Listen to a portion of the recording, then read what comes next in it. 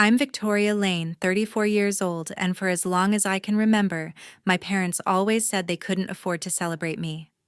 Meanwhile, when it came to my brother, money suddenly seemed to appear out of thin air. For his 18th birthday, they rented a lavish ballroom with a live band and a custom cake that cost more than my first car. My birthday, a drugstore cupcake, and a $10 gift card with Mom's usual excuse, money's tight, honey. I nodded, swallowed the sting, and kept silent. Years of being overlooked became fuel for me.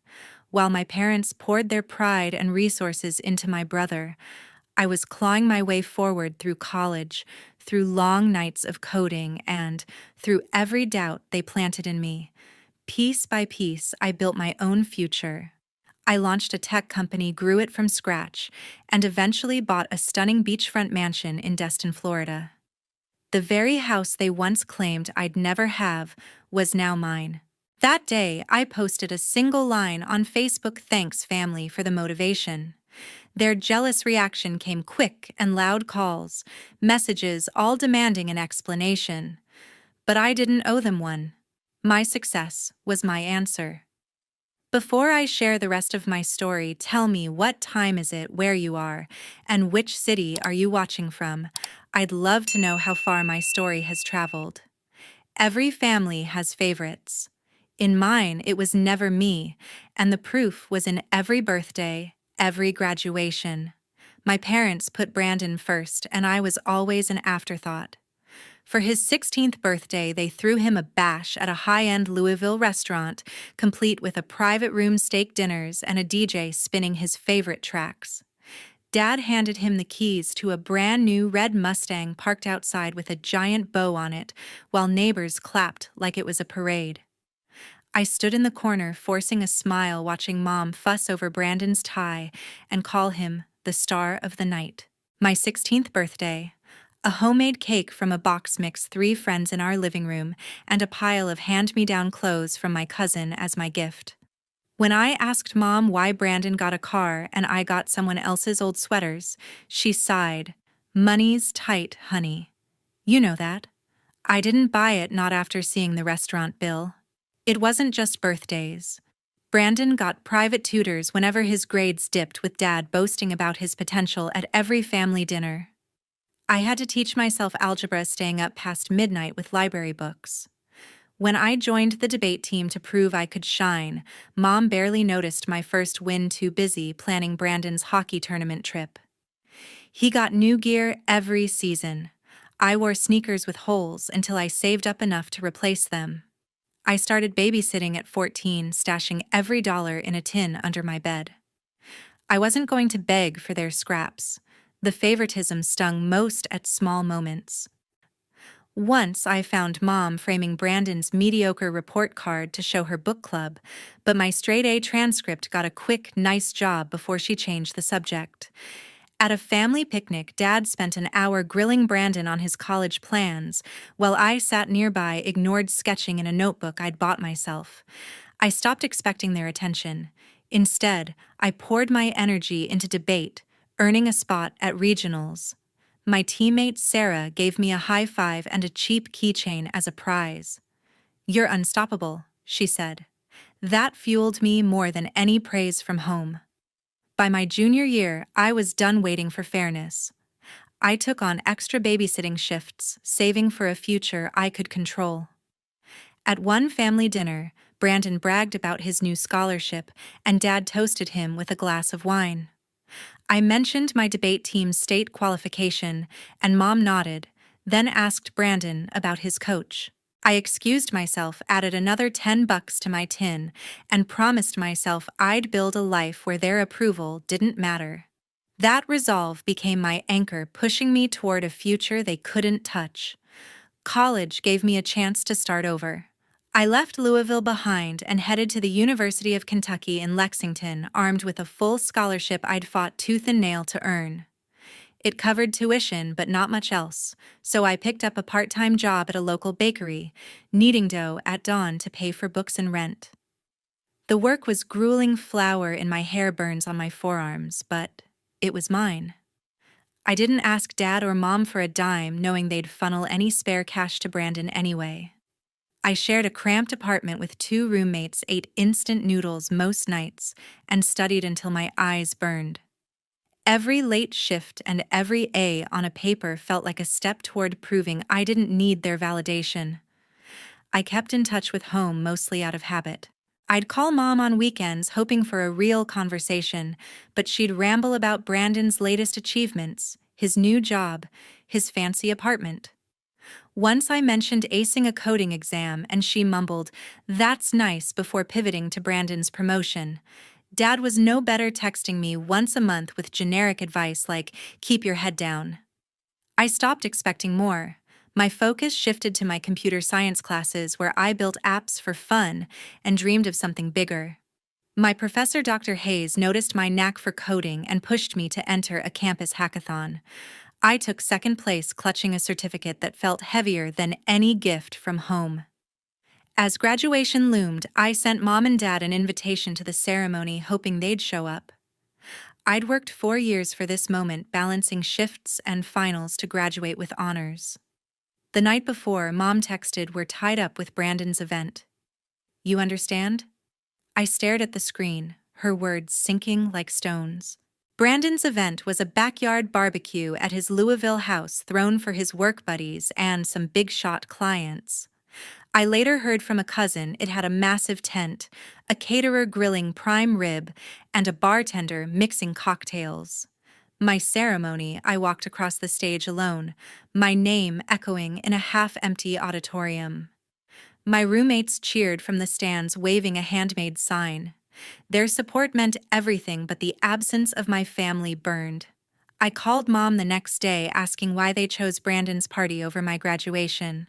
Her reply was clipped. "His event was important for his career, honey. We'll celebrate you later." Later never came. I hung up my chest tight and deleted the photos I'd taken in my cap and gown. That moment clarified everything.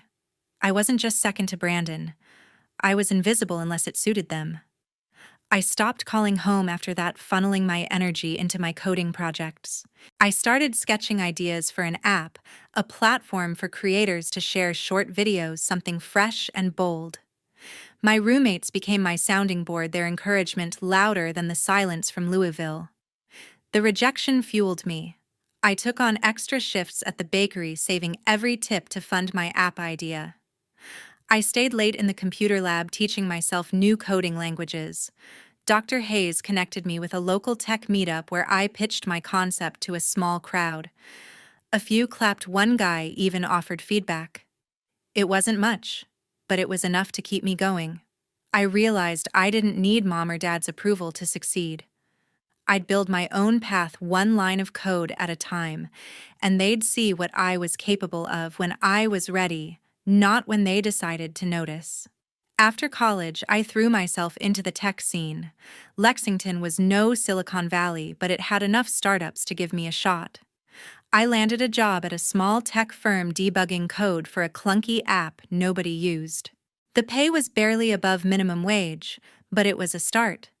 I rented a tiny studio apartment furnished with thrift store finds and spent my nights sketching ideas for something bigger. I wanted to build an app, a platform for creators to share short, snappy videos like TikTok, but with a focus on local artists and niche communities. I called it Vibe Stream, a name I scribbled on a napkin during a late-night coffee run. It was my ticket to proving I was more than my family's afterthought. I poured every spare hour into Vibe Stream coding until my fingers cramped. My coworkers noticed.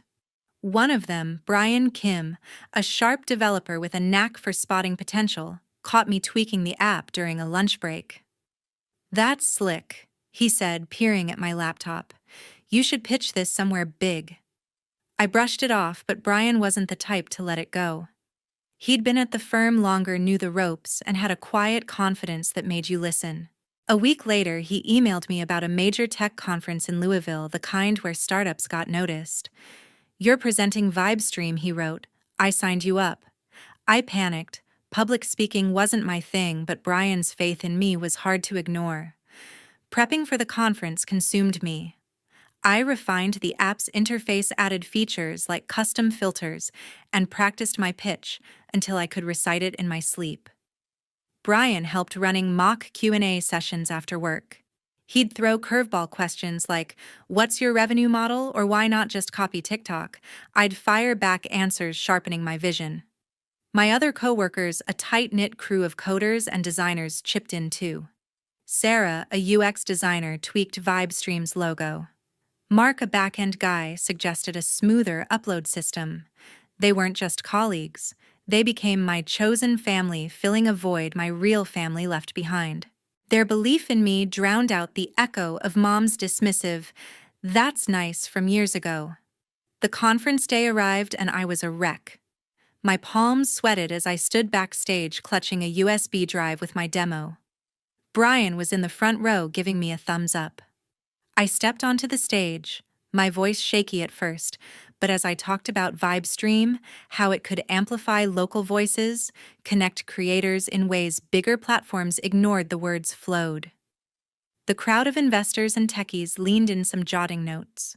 When I finished, a few clapped, and one guy in a suit asked for my card. I didn't have one, so I scribbled my email on a scrap of paper.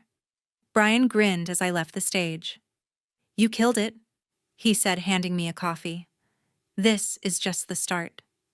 Katie Sullivan showed up at the conference too. We'd been friends since high school debate, though we'd drifted apart. She'd seen my post about the event on social media and came to cheer me on, waving from the back row like a proud classmate. "Didn't know you were such a tech star," she teased afterward, snapping a selfie with me. Her presence was a nice surprise, but it was Brian and my coworkers who kept me grounded. They celebrated my pitch over cheap beers at a dive bar, toasting to VibeStream's future. Sarah raised her glass to proving them wrong. I clinked my bottle against hers, thinking of the family who'd never bet on me. VibeStream started gaining traction. A local artist used it to share music videos, and her followers spread the word. I quit my day job to focus on it, full-time, scraping by on savings and freelance gigs. Brian joined me, offering to code the back end for equity. We worked out of my apartment, laptops balanced on a wobbly table, fueled by takeout and ambition. Every small win, a new user, a positive review, felt like a middle finger to the years I'd been ignored. My family didn't know about VibeStream, and I didn't tell them. Their calls had stopped after college, and I was fine with that. I was building something real, surrounded by people who saw my worth. That was enough. Then came Brandon's wedding, the event that revealed my place in the family most clearly. He was marrying Erica Dawson, a polished lawyer from a well-connected family, and my parents spared no expense. The ceremony took place at a 5-star hotel downtown, its ballroom transformed into a spectacle of crystal chandeliers and white roses. I heard from a mutual friend that the menu featured caviar appetizers, lobster tail entrees, and a dessert bar with a chocolate fountain. Guests included local bigwigs, politicians, business owners, even a minor celebrity chef. Mom and Dad were in their element, mingling with the elite, toasting to Brandon's future. I wasn't there. They didn't invite me. Weeks before the wedding, I'd heard whispers about it through old high school friends. I waited for an invitation, a call, even a text, something to show I was still part of the family. Nothing came. 2 days before the event, Mom sent a message, "Weddings this weekend. You can stop by if you want, but it's a formal affair." The words hit like a slap, cold, half-hearted, and afterthought at best. I called her, my voice steady despite the knot in my chest. "Why wasn't I invited from the start?" I asked. She hesitated, then said, "It's a high-profile crowd, honey. We didn't think you'd fit in." Dad chimed in on speaker. "It's Brandon's day. Let's not make it complicated." I hung up their words, echoing years of being sidelined. I sat in my Lexington apartment, staring at my phone, the invitation text still open. VibeStream was picking up users, and I'd just landed a small investor, but none of that dulled the sting. I wasn't just uninvited. I was unwanted. I thought about showing up anyway, crashing their perfect party in my thrift store jeans, but I didn't. Instead, I called Katie, my old high school friend, who'd shown up at my conference last year. She was in Louisville for work and met me at a diner that night. Over greasy fries, I spilled everything: the wedding, the text. Mom's excuse. Katie listened, her eyes soft but fierce. "They don't deserve you," she said, squeezing my hand. "You're building something incredible. Don't let them dim that." Her words weren't flashy, but they were exactly what I needed. She didn't try to fix it or sugarcoat it, just sat with me, reminding me I was enough. Katie's support kept me grounded. We stayed at the diner until closing, talking about my app, her new job, anything but the wedding. She made me laugh, mimicking Mom's prim tone from old debate team days.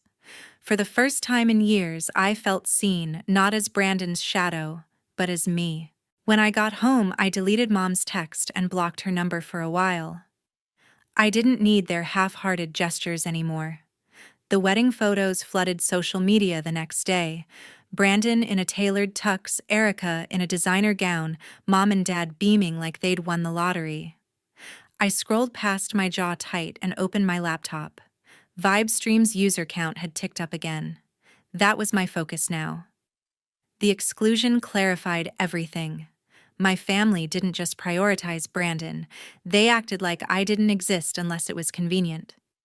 I stopped checking for their calls, stopped hoping for apologies.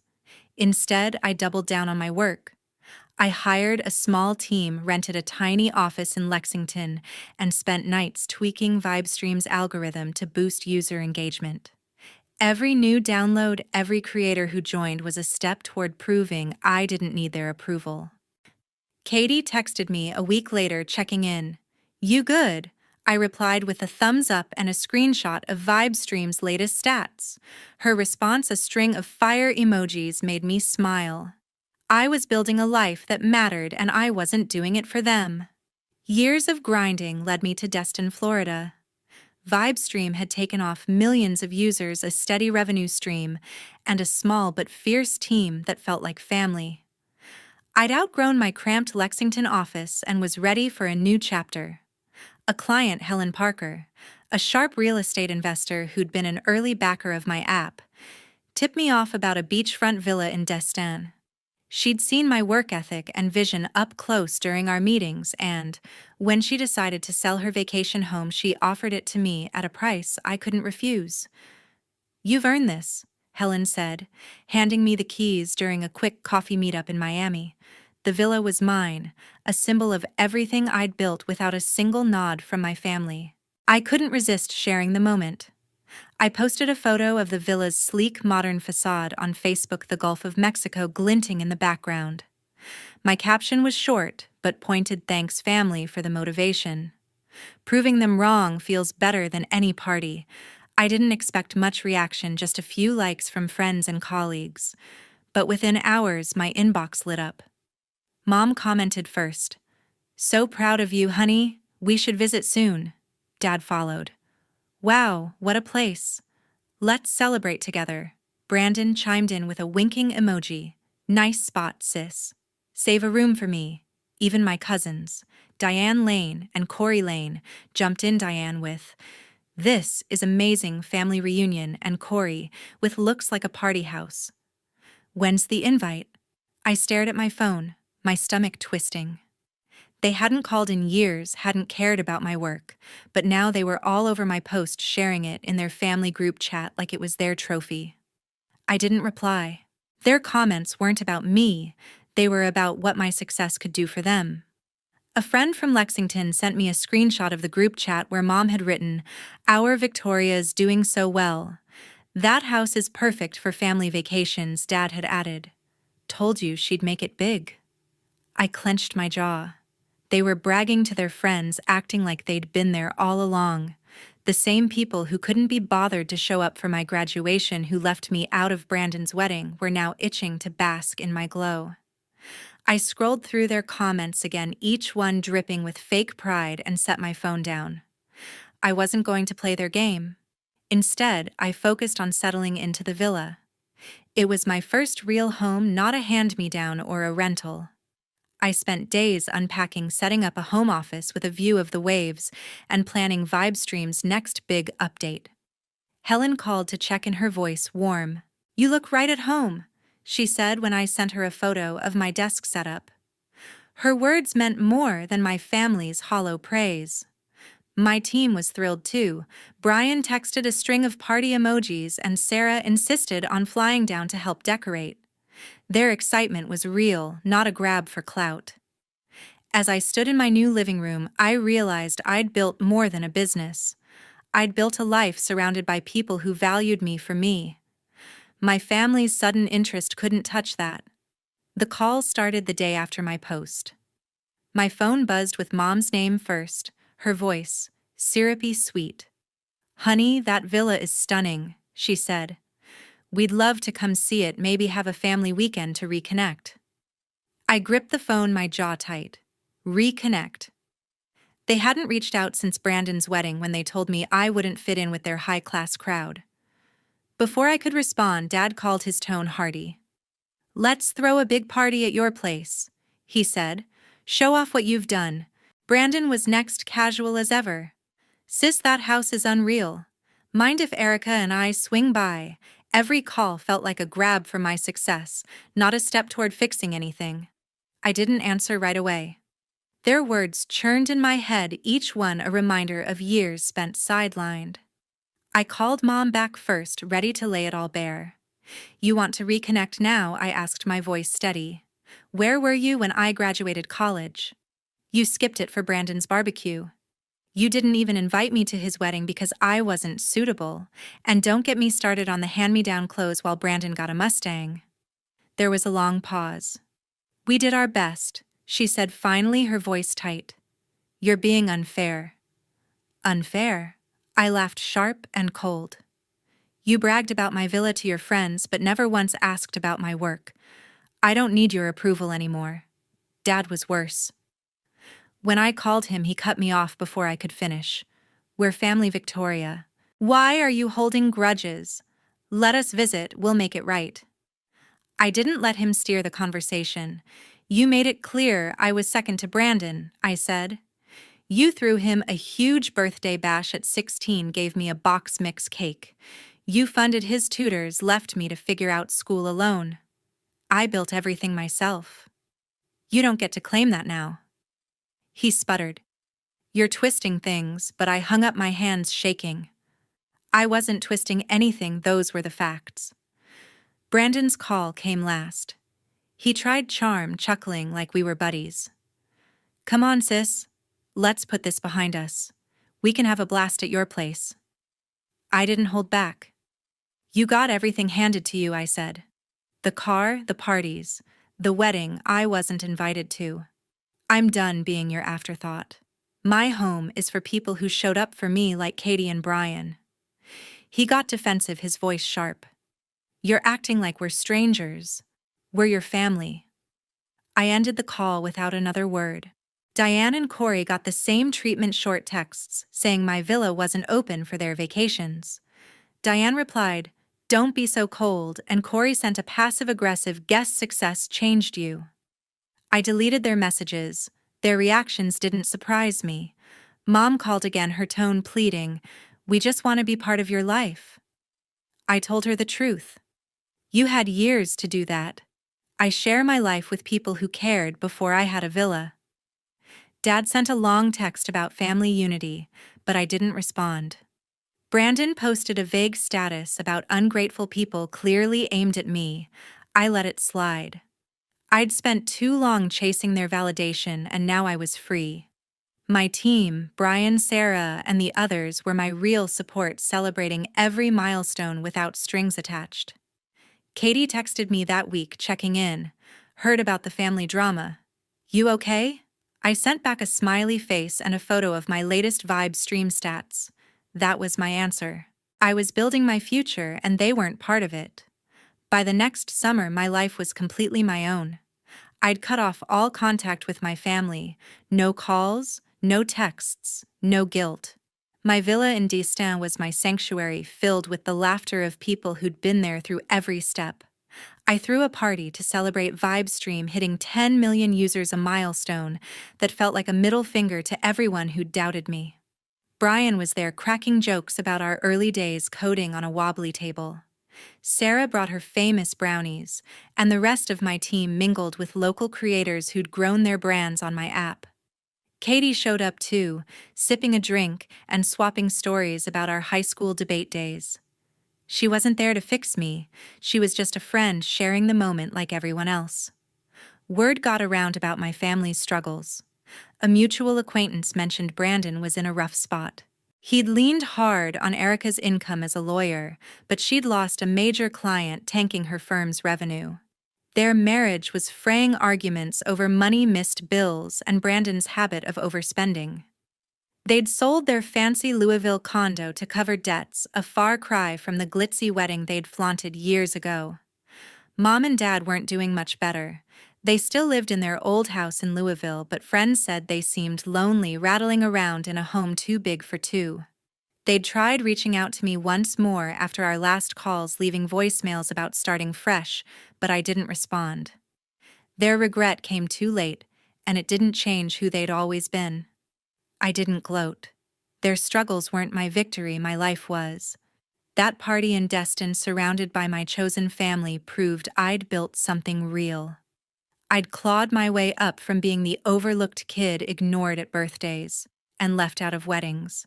Every milestone, graduating college, launching VibeStream, buying my villa, was mine alone. I learned that self-reliance isn't just about surviving, it's about thriving without needing anyone's approval. Setting boundaries wasn't easy, but it protected my peace. My real family wasn't the one I was born into, it was the people like Katie, Brian, and my team who showed up without expecting anything in return. Looking back, I'd tell anyone stuck in a family that picks favorites, you don't have to stay in their shadow. Build your own path, surround yourself with people who see your worth, and don't be afraid to walk away from those who don't. It's not about proving them wrong, it's about proving yourself right. Thanks for listening to my story. Have you ever dealt with favoritism in your family? Drop your thoughts in the comments, I'd love to hear them. And if this resonated with you, hit that like button and subscribe for more stories like mine.